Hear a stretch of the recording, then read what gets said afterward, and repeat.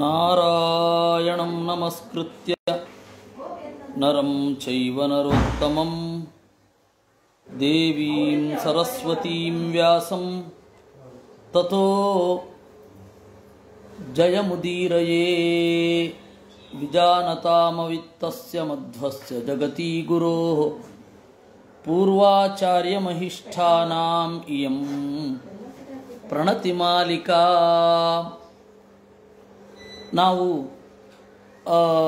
ಸನತ್ಸು ಜಾತೀಯವನ್ನು ನೋಡ್ತಾ ಇದ್ವಿ. ವಿದುರ ನೀತಿ ಅನ್ನೋದು ಲೌಕಿಕವಾದ ಕಟ್ಟುಪಾಡು. ಹೀಗಿದ್ದರೆ ಸನತ್ಸು ಜಾತೀಯದಂತಹ ಅತಿಲೌಕಿಕವಾದ ಸಂಬಂಧಗಳು ನಮಗೆ ಸಿಗತ್ತೆ. ಇದು ಅದರ ಸ್ಪಿರಿಟ್. ಅವನು ನೋಡಿ, ಧೃತರಾಷ್ಟ್ರ ಅವನು ಏನೇ ಪ್ರಶ್ನೆಗಳನ್ನು ಕೇಳಿರಬಹುದು, ಅವನ ಉದ್ದೇಶ ಏನೇ ಇರಬಹುದು, ಜ್ಞಾನದಿಂದ ಪಾಪವನ್ನು ಪರಿಹಾರ ಮಾಡಿಕೊಳ್ಳಿಕ್ಕೆ ಸಾಧ್ಯ ಇಲ್ವಾ? ಒಬ್ಬ ಜ್ಞಾನಿ ಇಲ್ಲಿರುವ ಅನೇಕ ತನ್ನ ಜೀವನದ ಲೋಪಗಳನ್ನು ಜ್ಞಾನದ ಮೂಲಕವೇ ತಿದ್ದಿಕೊಳ್ತಾನೆ ಅಂತಾದರೆ, ಸ್ವೋತ್ತಮಾಪರಾಧ ಅಂತ ಏನಾದರೂ ಒಂದು ಇದ್ದರೆ ಅದನ್ನು ಜ್ಞಾನದ ಮೂಲಕ ತಿದ್ದುಕೊಳ್ಳಿಕ್ಕೆ ಸಾಧ್ಯ ಇಲ್ವೇ? ಒಬ್ಬ ಜ್ಞಾನಿ ವೇದಾದಿಗಳನ್ನು ಅಧ್ಯಯನ ಮಾಡಿರ್ತಾನೆ, ಅವನಿಗೆ ಎಕ್ಸೆಪ್ಷನ್ ಇಲ್ವಾ? ಇತ್ಯಾದಿ ಉದ್ದೇಶಗಳನ್ನು ಇಟ್ಟುಕೊಂಡು, ಅಂದರೆ ನಾನಂತೂ ಪಾಂಡವರಿಗೆ ರಾಜ್ಯ ಕೊಡಲಿಕ್ಕೆ ಆಗಲ್ಲ, ಅದು ಬಿಟ್ಟು ಬೇರೆ ದಾರಿ ಇದೆಯಾ? ದೇವರ ಕೋಪದಿಂದ, ಬೇರೆಯವರಿಗೆ ಮಾಡುವ ಲೋಪದಿಂದ ಪರಿಹಾರ ಆಗಲಿಕ್ಕೆ ಏನಾದರೂ ಉಂಟಾ ಅಂತ ಅವನು ಕೇಳ್ದ. ಅದನ್ನು ನಾವು ಹೋದ ಬಾರಿ ನೋಡಿದ್ವಿ. ಅದಕ್ಕೆ ಅವರು ಹೇಳಿದ್ರು, ಇಲ್ಲ, ಏನೇ ತಪ್ಪು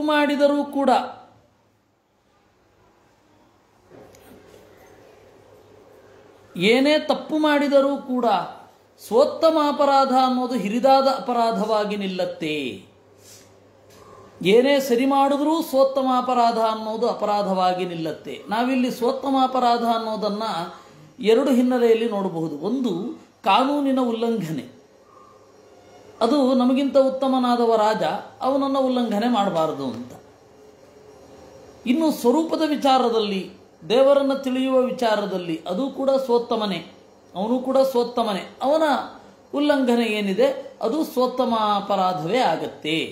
ಹೀಗೆ ಎರಡು ಮೂರು ತರಹ ಸ್ವೋತ್ತಮ ಅಪರಾಧ ಅನ್ನೋದು ನಮ್ಮನ್ನು ಕಾಡತ್ತೆ. ಜೀವನದಲ್ಲಿ ಅತ್ಯಂತ ಮುಖ್ಯವಾದದ್ದು. ಏಕೆಂದರೆ ನಾವು ಸ್ವಲ್ಪ ಹಿಂದೆ ಹೋದರೆ ಅರ್ಜುನ ಬ್ರಹ್ಮಚರ್ಯದ ಪ್ರತಿಜ್ಞೆ ಮಾಡಿ ಉಲೂಪಿಯಲ್ಲಿ ಇರಾವಾನ್ ಅನ್ನುವ ಮಗನನ್ನು ಪಡೆದ.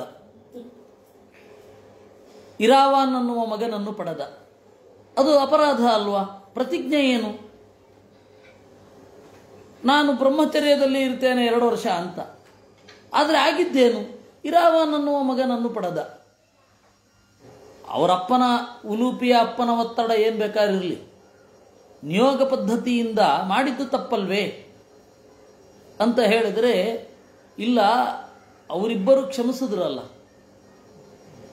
ಭೀಮಸೇನ ಮತ್ತೆ ಯುಧಿಷ್ಠಿರ ಪ್ರೀತಿಯಿಂದ ಕ್ಷಮಿಸಿಬಿಟ್ರು, ಅದರಿಂದಾಗಿ ಅದು ದೋಷ ಆಗಲಿಲ್ಲ. ಸ್ವೋತ್ತಮಾಪರಾಧಕ್ಕಿಂತ ಇನ್ನೊಂದು ದೋಷವೇ ಜಗತ್ತಿನಲ್ಲಿ ಇಲ್ಲ.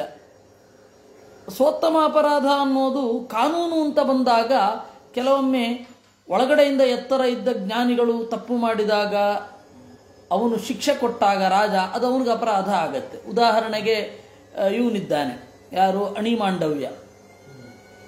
ಅಣಿಮಾಂಡವ್ಯ ರಾಜನದ್ದು ತಪ್ಪಾಯಿತು ಅಂತ. ಆದರೆ ರಾಜನಿಗೆ ಅಣಿಮಾಂಡವ್ಯನಿಗಿಂತ ದೊಡ್ಡವರ ಅನುಗ್ರಹ ಇದ್ದದ್ರಿಂದ ಅದು ಸ್ವೋತ್ತಮಾಪರಾಧ ಆಗಲಿಲ್ಲ. ಹೀಗೆ ಕಾನೂನು ಮತ್ತು ನ್ಯಾಯವನ್ನು ಎರಡನ್ನೂ ಒಂದು ಸೂತ್ರದಲ್ಲಿ ಹಿಡಿದಿಡಬಹುದಾದ ಇನ್ನೊಂದು ಸಂಗತಿಯನ್ನು ಆಚಾರ್ಯರು ನಮಗೆ ಕೊಟ್ಟರು, ಸ್ವೋತ್ತಮಾಪರಾಧ ಅಂತ. ಅದನ್ನು ಇವನು ಕೇಳಿದ ಸನತ್ಕುಮಾರನ ಹತ್ತಿರ. ಜ್ಞಾನಾದಿಚ್ಛನ್ನ ಅಘಕ್ಷಯಂ ಅಂತ ಆಚಾರ್ಯರು ನಿರ್ಣಯವನ್ನು ಮಾಡಿದರು. ಅಲ್ಲಿ ಈ ಸನತ್ಸು ಜಾತಿಯ ಒಂದು 3-4 ಅಧ್ಯಾಯ ಇದೆ. ಅದರಲ್ಲಿ ಇಡೀ ಜ್ಞಾನಾದಿಚ್ಛನ್ನ ಅಘಕ್ಷಯಂ ವಿಷ್ಣು ಸ್ವರೂಪಂ ಪಪ್ರಚ್ಛ ಅಂತ ಆಚಾರ್ಯರು ಒಂದೇ ಮಾತಿನಲ್ಲಿ ನಿರ್ಣಯ ಮಾಡಿಬಿಟ್ಟಿದ್ದಾರೆ. ಹೀಗೆ ಐಹಿಕ ಮತ್ತು ಪಾರತ್ರಿಕವಾದ ಸಂಗತಿಗಳನ್ನು ಬೆಸೆಯುವ ಅಪೂರ್ವವಾದ ಎರಡು ಘಟ್ಟಗಳು, ಒಂದು ವಿದುರ ನೀತಿ, ಇನ್ನೊಂದು ಸನತ್ಸು ಜಾತೀಯ.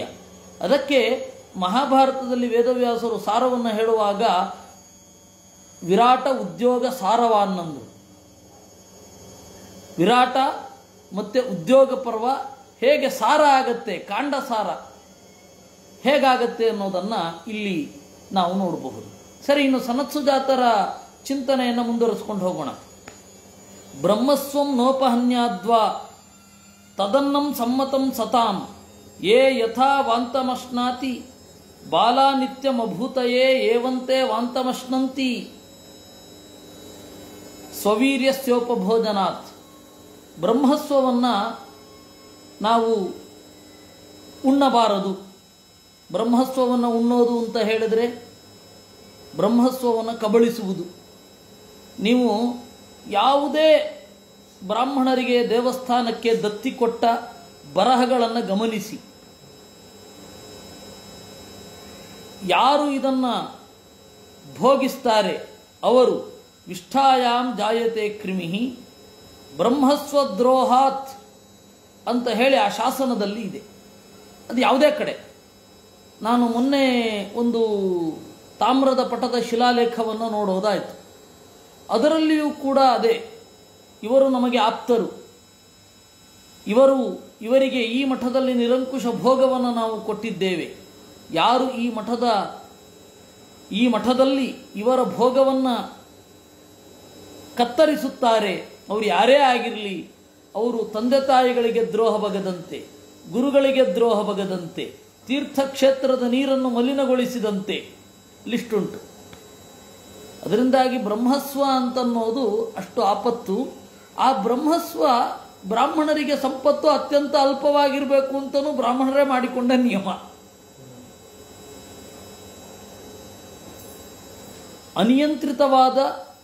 ಅನಿಯತವಾದ ಅಪರಿಮಿತವಾದ ಭೋಗ ಬ್ರಾಹ್ಮಣರಿಗೆ ಸಿಗಬಾರದು ಅಂತಲೂ ಬ್ರಾಹ್ಮಣರೇ ಮಾಡಿಕೊಂಡ ನಿಯಮ. ಅದನ್ನು ನಾವು ಮಹಾಭಾರತದಲ್ಲಿಯೇ ನೋಡುತ್ತೇವೆ. ಹೀಗೆ ಬ್ರಹ್ಮಸ್ವಂ ನೋಪಹನ್ಯಾದ್ವ, ಇಲ್ಲಿ ಬ್ರಹ್ಮ ಅಂತಂದರೆ ಬ್ರಾಹ್ಮಣರು ಅಂತ ಮಾತ್ರ ಅರ್ಥ ಅಲ್ಲ, ಜ್ಞಾನಿಗಳಾದ ಎಲ್ಲರೂ ಬ್ರಹ್ಮರೇ. ಈಗ ಅದು ಇವರ ಸೊತ್ತು. ಒಬ್ಬ ವೇದವನ್ನು ತಿಳಿದವನೇ ನಿರಂಕುಶ ಭೋಗವನ್ನು ಮಾಡಬಹುದು. ನಮ್ಮ ಮನೆಯಲ್ಲಿ ಒಬ್ಬ ವೇದಾರ್ಥವನ್ನು ತಿಳ್ಕೊಂಡ ಅಂದರೆ ನಮ್ಮ ಮನೆಯ ದುಡ್ಡನ್ನು ಅವನು ಎತ್ಕೊಂಡು ಹೊರಟೋಗ್ತಾ ಇರಬಹುದು. ಅಂದರೆ ಅವರು ಆ ಥರ ಮಾಡಲ್ಲ.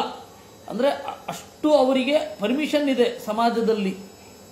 ಸ್ವಮೇವ ಬ್ರಾಹ್ಮಣೋ ಭುಂಕ್ತೆ ಸ್ವಂ ವಸ್ತೆ ಸ್ವಂ ದದಾತಿಚ ಅಂತ ಅಷ್ಟು ಅವರಿಗೆ ನಿರಂಕುಶ ಭೋಗ. ಅಂಥದ್ಮೇಲೆ ಪಾಂಡವರು, ಅವರ ಸ್ತರ ಎಂಥದ್ದು. ಗೀತಾ ತಾತ್ಪರ್ಯದಲ್ಲಿ ಆಚಾರ್ಯರು ಹೇಳ್ತಾರೆ, ಮುಕ್ತಾನಾಂ ಪಾಂಡವಾನಾಂಚ ಅಂತರಂ ಕಿಂಚಿದೇವಹಿ ಅಂತ. ಮುಕ್ತರಿಗೂ ಪಾಂಡವರಿಗೂ ಜಾಸ್ತಿ ವ್ಯತ್ಯಾಸ ಏನೂ ಇರಲಿಲ್ವಂತೆ. ಅಂಥದ್ದು ಅವರ ಹಣವನ್ನು ನೀನು ತಗೊಳ್ತಾ ಇದೆಯಲ್ಲ, ಅವ್ರಿಗೆ ನ್ಯಾಯವಾಗಿ ಸಲ್ಲಬೇಕಾದದ್ದು ಅದರಲ್ಲಿ ವಿಭಾಗ ಮಾಡಿಕೊಡು ಅಂತಂದ್ರೂ ನೀನು ಕೊಡ್ತಾ ಇಲ್ಲ ಅನ್ನುವ ಧ್ವನಿ ಇದೆ. ಇನ್ನು ಯೇ ಯಥಾ ವಾಂತಮಶ್ನಂತಿ ಬಾಲಾ ನಿತ್ಯಮಭೂತಯೇ, ಕೆಲವರಿಗೆ ಗೊತ್ತಾಗೋದಿಲ್ಲ, ತಾವು ಅದನ್ನು ಸ್ವೀಕಾರ ಮಾಡ್ತಾರೆ, ತಮಗೆ ಯೋಗ್ಯವಲ್ಲದ್ದನ್ನು ಸ್ವೀಕಾರ ಮಾಡ್ತಾರೆ, ತನ್ನ ಸಾಮರ್ಥ್ಯಕ್ಕೆ ಮೀರಿದ್ದನ್ನು ಅದು ಸ್ವೀಕಾರ ಮಾಡ್ತಾರೆ. ಅವರನ್ನು ವಾಂತಾಶಿ ಅಂತ ಕರೀತಾರೆ. ತಮ್ಮ ವಾಂತಿಯನ್ನೇ ಉಣ್ಣುವವರು. ಆ ತರಹ ಆಗಬಾರದಲ್ವಾ? ನೀನು ಒಂದು ಬಾರಿ ಕೊಟ್ಟಿದ್ದೀಯ ಇಂದ್ರಪ್ರಸ್ಥ ನಿನ್ನ ಆಳ್ವಿಕೆ ಅಂತ ಅಂದಮೇಲೆ ಅದನ್ನು ನೀನು ಮತ್ತೆ ಕಬಳಿಸಿದರೆ ಏನಂತ ಕರೆಯೋದು? ಇದೇ ರೀತಿ ವಾಂತಾಶಿತ್ವ ಆಶ್ರಮವನ್ನು ಬಿಟ್ಟರೂ ಕೂಡ ಉಂಟು. ವಿಶೇಷತಃ ಸನ್ಯಾಸಾಶ್ರಮವನ್ನು ಮತ್ತು ವಾನಪ್ರಸ್ಥಾಶ್ರಮವನ್ನು ಒಬ್ಬ ಸ್ವೀಕಾರ ಮಾಡ್ತಾನೆ. ಅವಾಗ ಏನಾದ್ರು ಮಕ್ಕಳು ಹುಟ್ಟಿದ್ರೆ ಅದು ಪ್ರಾಯಶ್ಚಿತ್ತವೇ ಇಲ್ಲ ಅಂತ. ಹಾಗೆ ಸನ್ಯಾಸಿಯೊಬ್ಬನಿಗೂ ಕೂಡ ಅವನು ವಾಂತ ಬೇಡ ಅಂತ ಬಿಟ್ಟಿರ್ತಾನೆ, ಅದನ್ನು ಮತ್ತೆ ಸ್ವೀಕಾರ ಮಾಡಬಾರದು ಅಂತ ಶಾಸ್ತ್ರದಲ್ಲಿ ಒಂದು ಸ್ವಲ್ಪ ಉಗ್ರವಾದ ನಿಷೇಧ ಉಂಟು. ಆದರೆ 16ನೇ 17ನೇ ಶತಮಾನದಿಂದ ಅದು ಪ್ರಾಯಶ್ಚಿತ್ತ ಬಂತು. ಯಾಕೆ ಅಂತಂದರೆ ನಾವು ಚಿಕ್ಕವರು ಮಾಧ್ವರು ಚಿಕ್ಕವರು. ಮೊದಲು ಯಾರು ಸನ್ಯಾಸವನ್ನು ಬಿಡ್ಲಿಕ್ಕೆ ಶುರು ಮಾಡಿದ್ರು ಅಂತಂದರೆ ನಮಗೆಲ್ಲರಿಗೂ ಮಠ ಅನ್ನೋ ಕಲ್ಪನೆ ಕೊಟ್ಟರಲ್ಲ ಅವರು, ಬೌದ್ಧರು. ಬೌದ್ಧ ಸನ್ಯಾಸಿಗಳು ಮೊದಲು ಸನ್ಯಾಸವನ್ನು ಬಿಟ್ಟರು. ಅದು ರಾಜನ ಭಯವೂ ಇತ್ತು. ಸೋಮಾರಿಗಳೆಲ್ಲ ನೀವು ಬೌದ್ಧ ಸನ್ಯಾಸಿಗಳಾದರೆ ಸನ್ಯಾಸ ಕೊಟ್ಬಿಡ್ತೇನೆ ಅಂದ. ಅವರೇ ಸನ್ಯಾಸಿಗಳು. ಸನ್ಯಾಸ ಕೊಡೋದೇನು? ಸನ್ಯಾಸ ಅಂದರೆ ಕೈಕಾಲು ಕೀಲು ತಪ್ಪಿಸೋದು ಅಂತ. ಅಷ್ಟು ಉಗ್ರವಾದ ಶಾಸನವನ್ನು ಚಾಣಕ್ಯ ಮಾಡಿದ್ದಕ್ಕೆ ಬೌದ್ಧರ ಸಂಖ್ಯೆ ಕಡಿಮೆ ಆಯಿತು. ಇಲ್ಲ ಅಂದರೆ ಯಾರೋ ರಾಜ ಸಾಕ್ತಾನೆ, ಸನ್ಯಾಸ ತಗೊಂಡ್ಬಿಡೋದು. ಅಲ್ಲಿ ವಿಹಾರ ನಿಜವಾಗಿಯೂ ವಿಹಾರವೇ? ಬೌದ್ಧ ಅದು ವಾದಿರಾಜರು ತೀರಾ ಉಗ್ರವಾಗಿ ಬರೀತಾರೆ ಅಂತ ನಾನು ಆಪ್ತ ವಲಯದಲ್ಲಿ ಹೇಳ್ತಾ ಇರ್ತೇನೆ. ಏನು ವೈದಿಕರ ಬಗ್ಗೆ ಮಾತಾಡೋದು, ವರಾಂಗದಲ್ಲಿ ಜೈನ ಶ್ರಾವಕಿಯರು ಏನು ಮಾಡ್ತಾರೆ ಅಂತ ನಮ್ಗೆ ಗೊತ್ತಿದೆ ಅಂತ ಬರೀತಾರೆ ಅವರು. ಇರಲಿ, ನಿಜವಾಗಿ ವಿಹಾರ ಆಗೋಯ್ತದು. ಅವ್ರು ಬಿಡ್ಲಿಕ್ಕೆ ಶುರು ಮಾಡಿದ್ರು. ಆಮೇಲೆ ಬೌದ್ಧರ ಹಿನ್ನೆಲೆಯಲ್ಲಿ ಮಠವನ್ನು ಕಟ್ಟಿದ್ದು ಜೈನರು ಮತ್ತು ಶಾಂಕರರು. ಅವರು ಬಿಡ್ಲಿಕ್ಕೆ ಶುರು ಮಾಡಿದ್ರು. ಅವ್ರು ಬಿಟ್ಟದ್ದಕ್ಕೆ ಏನು ಇದೇ ಇಲ್ಲ, ಬಿಟ್ಟರು ಅಷ್ಟೇ. ಈ ಆಮೇಲೆ 17ನೇ ಶತಮಾನದಲ್ಲಿ ಜಾಸ್ತಿ ಆಗ್ತಿದ್ದ ಹಾಗೆ 16ನೇ ಶತಮಾನ 17ನೇ ಶತಮಾನದಲ್ಲಿ ಧರ್ಮಶಾಸ್ತ್ರದಲ್ಲಿ ಅದು ಸೇರ್ಪಡೆ ಆಯಿತು. ಸನ್ಯಾಸ ಪರಿತ್ಯಾಗ ಪ್ರಾಯಶ್ಚಿತ್ತ ವಿಧಾನಂ ಅಂತ. ಆಮೇಲೆ ನಾವು ಬಿಡ್ಲಿಕ್ಕೆ ಶುರು ಮಾಡಿದ್ವಿ. ಅವ್ರು ಬಿಟ್ಟ ಮೇಲೆ ನಾವು ಬಿಡದೇ ಇದ್ರೆ ಚೆನ್ನಾಗಿರುತ್ತೆ ಅಂತ ಹೇಳಿ ನಮ್ಮಲ್ಲೂ ಒಂದು 4-5 ಕೇಸ್ ಆಯಿತು. ಹಾಗೆ ಅದರಿಂದ ವಾಂತಾಶಿಗಳು ಅಂತ ಉಗ್ರವಾಗಿ ಅಂಥವರನ್ನು ಧರ್ಮಶಾಸ್ತ್ರದಲ್ಲಿ ನಿರೂಪಣೆ ಮಾಡ್ತಾರೆ. ಕೊಟ್ಟ ಸೊತ್ತನ್ನು ವಾಪಸ್ಸು ತೆಗೆದುಕೊಳ್ಳುವವ, ಬಿಟ್ಟ ಆಶ್ರಮವನ್ನು ಮತ್ತೆ ಸೇರುವವ, ಇವರಿಬ್ಬರೂ ಕೂಡ ನಿತ್ಯಮಜ್ಞಾತ ಚರ್ಯಾಮ ಇತಿ ಮನ್ಯೇತ ಬ್ರಾಹ್ಮಣ ಜ್ಞಾತೀನಾಂತು ವಸಂ ಮಧ್ಯೆ ನೈವಂ ವಿಂದೇತ ಕಿಂಚನ. ವಿಶೇಷತಃ ಒಬ್ಬ ಬ್ರಾಹ್ಮಣ ಅಜ್ಞಾತಚರ್ಯೆಯಿಂದ ಇರಬೇಕು. ಅಂದರೆ ತನ್ನನ್ನು ಹೆಚ್ಚು ಗುರುತಿಸಿಕೊಳ್ಳಿಕ್ಕೆ ಹೋಗಬಾರದು. ಕೀರ್ತಿಕಾಂಕ್ಷೆ ಒಳ್ಳೆಯದು ಅಂತ ಅದೇ ರಾಮ ಹೇಳ್ತಾನೆ. ಏಕೆಂದರೆ ಕೀರ್ತಿ ಅನ್ನೋದು ಅಪರಾಧ ಅಲ್ಲ. ನಿತ್ಯವೂ ಕೀರ್ತಿಯನ್ನು ಬಯಸ್ತಾರೆ ಮಹಾತ್ಮರು ಅಂತ. ಕೀರ್ತಿಕಾಂಕ್ಷೆ ಅನ್ನೋದು ಯೋಗ್ಯ. ಅದಕ್ಕೆ ನಾನು ಕೀರ್ತಿಗಾಗಿಯೇ ತ್ವಾಂವಾ ಸೀತೆ ಸಲಕ್ಷ್ಮಣ ಅಪ್ಯಹಂ ಜೀವಿತಂ ಜಹ್ಯಾಂ. ಎಲ್ಲರೂ ಕೂಡ ಕೀರ್ತಿಯನ್ನು ಬಯಸ್ತಾರೆ ಅಂತ ಉತ್ತರಕಾಂಡದಲ್ಲಿ ಅವನು ಹೇಳ್ತಾನೆ. ನಿನ್ನನ್ನೇ ಬಿಡ್ತೇನೆ, ಇನ್ನು ಸೀತೆಯನ್ನು ಬಿಡಲ್ವಾ? ಕೀರ್ತ್ಯರ್ಥೋಯಂ ಸಮಾರಂಭ ಸರ್ವೇಷಾಂ ಸುಮಹಾತ್ಮನಾಂ ಅಂತ ಅವನು ಹೇಳಿದ್ದಾನೆ. ಇಲ್ಲಿ ನಿತ್ಯಂ ಅಜ್ಞಾತಚರ್ಯ ಅಂತ ಸನತ್ ಕುಮಾರರು ಹೇಳೋದು. ಯಾವಾಗಲೂ ಅಜ್ಞಾತವಾಗಿ ಇರಲಿಕ್ಕೆ ಬಯಸಬೇಕು. ನಿತ್ಯಂ ಅಜ್ಞಾತಚರ್ಯ ಮೇ ಇತಿ ಮನ್ಯೇತ ಬ್ರಾಹ್ಮಣ. ನಾನು ಹಾಗಿರಬೇಕು ಅಂತ ಅವನು ಬಯಸಬೇಕು. ಅದವನಿಗೆ ಕೀರ್ತಿ ಬಂದರೆ ತನ್ನಿಂತಾನೆ ಎಷ್ಟು ಬರುತ್ತೋ ಅಷ್ಟು ಬರಲಿ. ಜ್ಞಾತೀನಾಂತು ವಸನ್ಮಧ್ಯೆ ನೈವಂ ವಿಂದೇತ ಕಶ್ಚನ. ಜ್ಞಾತಿಗಳ ಮಧ್ಯದಲ್ಲಿ ಹಿರಿಯ ಅನ್ನುವ ಕೀರ್ತಿ ನನಗೊಬ್ಬನಿಗೆ ಸಲ್ಲಲಿ ಅಂತಾನೆ ಇರಲೇಬಾರದು. ಅದಂತೂ ಇರಲೇಬಾರದು. ಕೋ ಹ್ಯೇವ ಮಂತರಾತ್ಮಾನಂ ಬ್ರಾಹ್ಮಣೋ ಮಂತುಮರ್ಹತಿ. ಈ ರೀತಿ ಎಲ್ಲರೂ ಇರಬೇಕು. ಎಲ್ಲರಲ್ಲಿ ನನಗೆ ಹೆಚ್ಚು ಕೀರ್ತಿ ಬರಬೇಕು, ಅಪರಿಮಿತವಾದ ಕೀರ್ತಿ ಬರಬೇಕು ಅಂತ ಒಬ್ಬ ಜ್ಞಾನಿ ಅದನ್ನು ಬಯಸಬಾರದು. ಅದಕ್ಕಾಗಿ ಅವನ ಅನೇಕ ಕ್ರಿಯೇಟಿಂಗ್ ರೂಮ್ಸ್, ಅವಕಾಶಗಳನ್ನು ತಾನೇ ಮಾಡಿಕೊಳ್ಳೋದು, ಸೃಷ್ಟಿ ಮಾಡಿಕೊಳ್ಳೋದು ಅವೆಲ್ಲ ಮಾಡಬಾರ್ದಲ್ವಾ? ತಾನೇ ಒಂದು ಪಥಕವನ್ನು ಹಾಕಿ ನನ್ನ ಕೀರ್ತಿ ಜಾಸ್ತಿ ಆಗಬೇಕು ಅಂತೆಲ್ಲ ಮಾಡಬಾರದಲ್ವಾ? ನಾವೇ ನಾಟಕ ಮಾಡಿಸಿ ಒಬ್ಬರು ಅತ್ತ ಹಾಗೆ ಮಾಡಿ ಆ ಥರ ಎಲ್ಲ ಮಾಡಬಾರದು. ನಿರ್ಲಿಂಗಮಚಲಂ ಶುದ್ಧಂ ಸರ್ವದ್ವಂದ್ವ ವಿವರ್ಜಿತಂ ಯೋನ್ಯಥಾ ಸಂತಮಾತ್ಮಾನಂ ಅನ್ಯಥಾ ಪ್ರತಿಪದ್ಯತೆ. ಯಾಕೆ ಹೀಗೆ? ದೇವರು ಹೇಗಿರ್ತಾನೆ ಇವನು ಹಾಗಿರಬೇಕಾಗತ್ತೆ. ಉಪಾಸನೆ ಮಾಡುವವನಿಗೇನು ಫಲ ಅಂದರೆ ದೇವರು ಹೇಗಿರ್ತಾನೆ ಹಾಗೇ ಇರ್ತಾನೆ. ದೇವರು ತನ್ನ ಸುಳಿವನ್ನು ಬಿಟ್ಟುಕೊಡುವುದಿಲ್ಲ, ನಿರ್ಲಿಂಗ. ಹಾಗೆ ಇವನು ಕೂಡ ತನ್ನ ಹೆಚ್ಚುಗಾರಿಕೆಯ ದೊಡ್ಡಸ್ತಿಕೆಯನ್ನು ಸುಳುವನ್ನು ಬಿಟ್ಟುಕೊಡಬಾರದು. ನಿರ್ಲಿಂಗಂ ಅಚಲಂ. ದೇವರು ಅಚಲ, ಅವನು ಇದ್ದ ಹಾಗೇ ಇರ್ತಾನೆ, ಬದಲಾಗೋದಿಲ್ಲ. ಆ ರೀತಿ ಇವನೂ ಕೂಡ ಒಬ್ಬ ಸಾಧಕನೂ ಕೂಡ ಅಚಲ. ಧರ್ಮ ಮಾರ್ಗದಿಂದ ದೇವರ ಭಕ್ತಿಯಿಂದ ಆಚೆ ಸರಿಯಬಾರದು. ಅವನು ಶುದ್ಧನಾಗಿರ್ತಾನೆ, ಇವನು ದ್ರವ್ಯದಿಂದ ಕರ್ಮದಿಂದ ಶುದ್ಧನಾಗಿರಬೇಕು. ಸರ್ವದ್ವಂದ್ವ ವಿವರ್ಜಿತಂ. ಅವನಿಗೆ ದ್ವಂದ್ವವೇ ಇಲ್ಲ, ಇವನಿಗಿದ್ರೂ ಕೂಡ ಅದರ ಪರಿಣಾಮ ಅಲ್ಪಕಾಲೀನವಾಗಿ ಇರಬೇಕು. ಈ ತರಹದ ದೇವರನ್ನು ನಾವು ಬೇರೆಯಾಗಿ ಚಿಂತನೆ ಮಾಡೋದು ಹೇಗೆ ಅಂದರೆ ದೇವರನ್ನು ನಮ್ಮಂತೆ ಅಂತ ಚಿಂತನೆ ಮಾಡಿದ್ದಾರೆ. ಯೋನ್ಯಥಾ ಸಂತಮಾತ್ಮಾನಂ ಅನ್ಯಥಾ ಪ್ರತಿಪದ್ಯತೆ ಕಿಂತೇನ ನಕೃತಂ ಪಾಪಂ ಚೌರೇಣ ಆತ್ಮಾಪಹಾರಿಣ ಅಂತ. ಇದನ್ನು ಮಧ್ವರು ಅನುವ್ಯಾಖ್ಯಾನದಲ್ಲಿ ನಪ್ರತೀಕಾಧಿಕರಣ ಅನ್ನುವಲ್ಲಿ ನಿರೂಪಣೆ ಮಾಡಿದ್ದಾರೆ. ನಪ್ರತೀಕೆ ನಹಿ ಸಹ ಅಂತ ಹೇಳಿ ಬ್ರಹ್ಮಸೂತ್ರ. ದೇವರು ಪ್ರತಿಮೆಯಲ್ಲಿ ಇಲ್ಲ ಅಂತ ಇಲ್ಲ ಅಂದರೆ ಪ್ರತಿಮೆಯಲ್ಲಿ ಇದ್ದಾನೆ, ಅವನೇ ಪ್ರತಿಮೆ ಅಲ್ಲ ಅಂತ. ಆ ಹಂತದಲ್ಲಿ ಆಚಾರ್ಯರು ಬರೀತಾರೆ, ಯಾರು ದೇವರನ್ನ ಪ್ರತಿಮೆಯೇ ಅಂತ ಅಂದುಕೊಳ್ತಾನೆ ಅವಾಗ ಅವನು ಅತ್ಯಂತ ತಪ್ಪು ಮಾಡಿದ ಹಾಗೆ. ನಾವೇನು ತಪ್ಪು ಮಾಡಿಲ್ಲ, ಹೌದು ನೀವೇನು ತಪ್ಪು ಮಾಡಿಲ್ಲ, ಆದರೆ ಪ್ರತಿಮೆಯನ್ನೇ ದೇವರು ಅಂತ ಅಂದುಕೊಂಡ್ರೆ ಪ್ರತಿಮೆಯಲ್ಲಿರುವ ದೋಷಗಳೆಲ್ಲ ದೇವರಲ್ಲಿದೆ ಅಂತ ನೀವು ಹೇಳಿದ ಹಾಗಾಯ್ತಲ್ಲ. ರಾಜ ಚಂಡಾಲ ಇತ್ಯುಕ್ತೆ ಅನುವ್ಯಾಖ್ಯಾನದ ಶ್ಲೋಕ ಇದು. ರಾಜ ಚಂಡಾಲ ಇತ್ಯುಕ್ತೆ ಚಂಡಾಲ ನೃಪ ಇತ್ಯಪಿ. ರಾಜನನ್ನ ಚಂಡಾಲ ಅಂತ ಕರೆದ್ರು, ಚಂಡಾಲನನ್ನ ರಾಜ ಅಂತ ಕರೆದ್ರು ಅವಮಾನ ಆಗೋದು ರಾಜನಿಗೆ. ಆ ರೀತಿ ದೇವರನ್ನ ಪ್ರತಿಮೆ ಅಂತ ಕರೆದ್ರು, ಪ್ರತಿಮೆಯನ್ನು ದೇವರು ಅಂತ ಕರೆದ್ರು ಆಗೋದು ಒಂದೇ, ದೇವರಿಗೆ ಅವಮಾನ. ಅದರಿಂದಾಗಿ ಪ್ರತಿಮೆಯನ್ನೇ ದೇವರು ಅಂತ ಅನ್ನಬಾರದು ಅಂತ ಅನ್ನುವಲ್ಲಿ ಈ ಶ್ಲೋಕವನ್ನು ಆಚಾರ್ಯರು ಕೋಟ್ ಮಾಡ್ತಾರೆ. ಇದು ಯೋನ್ಯಥಾ ಸಂತಮಾತ್ಮಾನಂ ನಿಮಗೆ ಆಶ್ಚರ್ಯ ಆಗಬಹುದು, ಶಕುಂತಲೆ ಕೋಟ್ ಮಾಡುವಂತಹ ಶ್ಲೋಕ. ಯಾರನ್ನ ದುಷ್ಯಂತನನ್ನ ಬೈತಾ ಶಕುಂತಲೆ ಕೋಟ್ ಮಾಡುವಂತಹ ಶ್ಲೋಕವೂ ಇದೆ, ಇಲ್ಲಿ ಹೇಳ್ತಕ್ಕಂಥದ್ದು ಇದೆ. ಮುಂದೆ ಅನೇಕ ಕಡೆ ಯೋನ್ಯಥಾ ಸಂತಮಾತ್ಮಾನಂ ಅನ್ಯಥಾ ಪ್ರತಿಪದ್ಯತೆ ಕಿಂತೇನ ನಕೃತಂ ಪಾಪಂ ಚೌರೇಣ ಆತ್ಮಾಪಹಾರಿಣ. ಒಬ್ಬನನ್ನು ತಪ್ಪು ತಿಳಿದ್ರೆ ಅದು ತನ್ನನ್ನೇ ವಂಚಿಸಿಕೊಂಡ ಹಾಗೆ ಅಂತ. ಒಬ್ಬನನ್ನು ತಪ್ಪು ತಿಳಿದು ಬಿಟ್ರೆ ಅದಕ್ಕೆ ಈ ಥರ ಎಲ್ಲ ಸಂಗತಿಗಳನ್ನು ಹೇಳುವಾಗ ಏನು ಹೇಳೋದು, ಅನ್ಯಥಾ ಜ್ಞಾನ ಅನ್ನೋದು ಆಪತ್ಕರ ಅಂತ ಅದಕ್ಕಾಗಿಯೇ ಹೇಳೋದು. ಹಾಗಾದ್ರೆ ಏನಿರಬೇಕು, ಪಕ್ಷಂ ಕಂಚಿನ್ನ ಸಂಶ್ರಯೇತಂದ್ರು ಭಾಗವತದಲ್ಲಿ. ಯಾರ ಪಕ್ಷವನ್ನು ಹಿಡಿಯಬೇಡ. ಇವಾಗ ಕೆಲವರು ರಾಜಕೀಯಕವಾಗಿ ವಿಪರೀತ ಪಟ್ಟು ಹಿಡಿಯೋದುಂಟು. ಇಲ್ಲ ಮೋದಿ ತಪ್ಪು, ಇಲ್ಲ ಮೋದಿ ಮಾಡಿದ್ದೆಲ್ಲ ಸರಿ ಅಂತ ಒಬ್ರು, ಮೋದಿ ಮಾಡಿದ್ದೆಲ್ಲ ತಪ್ಪು ಅಂತ. ಪಕ್ಷಂ ಕಂಚಿನ್ನ ಸಂಶ್ರಯೇತ್. ಯಾಕೆ ಅಂದರೆ ಸ್ವಲ್ಪ ತಪ್ಪಿರುತ್ತೆ, ಸ್ವಲ್ಪ ಸರಿ ಇರುತ್ತೆ.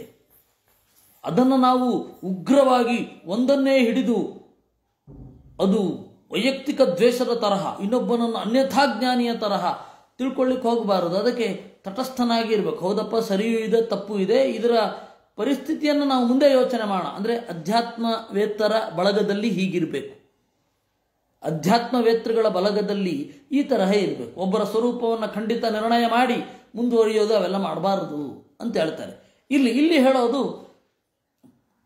ನಮ್ಮನ್ನು ನಾವು ಯಾವಾಗ ಆ ರೀತಿ ನಮ್ಮ ಒಳಗಡೆ ಇರುವ ದೇವರನ್ನು ಚಿಂತನೆ ಮಾಡ್ತೇವೆ ಆವಾಗ ನಿಸ್ವಾರ್ಥತೆ ಮೊದಲಾದವುಗಳೆಲ್ಲ ಬಂದೇ ಬರುತ್ತೆ.